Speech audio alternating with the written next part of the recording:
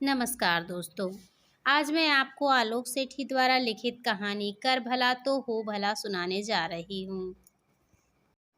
सुबह घर से निकलने में देर हो गई थी, इसलिए गाड़ी की रफ्तार कुछ तेज थी। यह क्या, भैया जी के ऑफिस के बाहर इतनी भीड़। पल भर को लगा कि पहले ही लेट हूँ, निकल जाऊं, लेकिन मन नहीं माना। पास ही खड़े एक परिचित से पूछा, क्या मामला है? वह कान में फुसफुसाकर बोला, भैया जी प्लॉट और ऑफिस वाला केस हार गए हैं। मकान मालिक कुर्की ऑर्डर लेकर आए हैं और लाख मिन्नतों के बाद भी एक दिन का समय भी नहीं दे रहे हैं। भैया जी को सूझ नहीं पड़ रही कि एक दिन में इतना सामान कहाँ और कैसे शिफ्ट करें।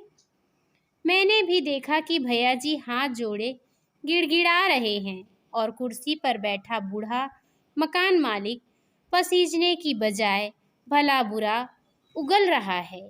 कोर्ट का कोटवार और पुलिस वाले भी उसी का साथ दे रहे हैं। सामान तुरंत खाली कर रहे हो कि बाहर फेंकना शुरू करें? भैया जी का रसूख, रुतबा और जलवा ही लोगों ने देखा था। उनकी इस तरह की गिड़गिड़ाहट और मकान मालिक का रुखापन देखकर लगभग हर किसी का दिल पसीज रहा था। दूसरी ओर भैया जी से जलने वाले भी मकान मालिक को भड़काए जा रहे थे।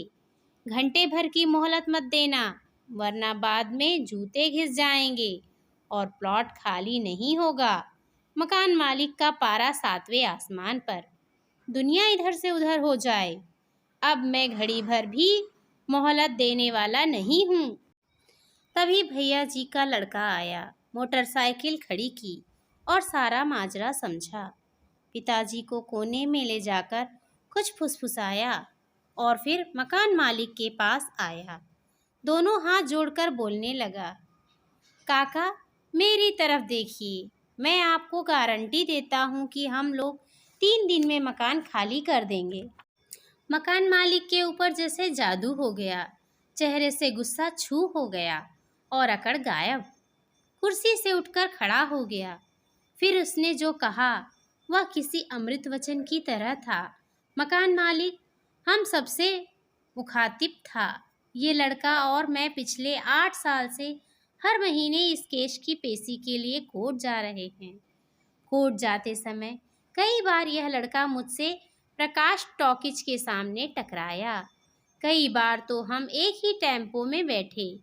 मैं जब तक पैसे निकालता ये दोनों के पैसे दे देता और कंडक्टर से कहता कि काका मेरे साथ हैं, मैं इसके खिलाफ केस लड़ रहा था।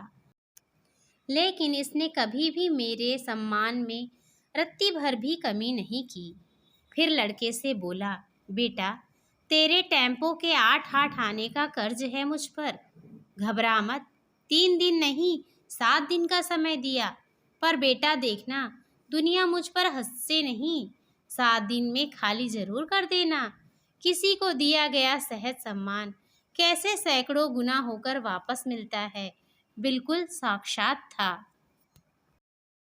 इस कहानी से आपको क्या प्रेरणा मिलती है, यह कमेंट करके अवश्य बताएं। धन्यवाद।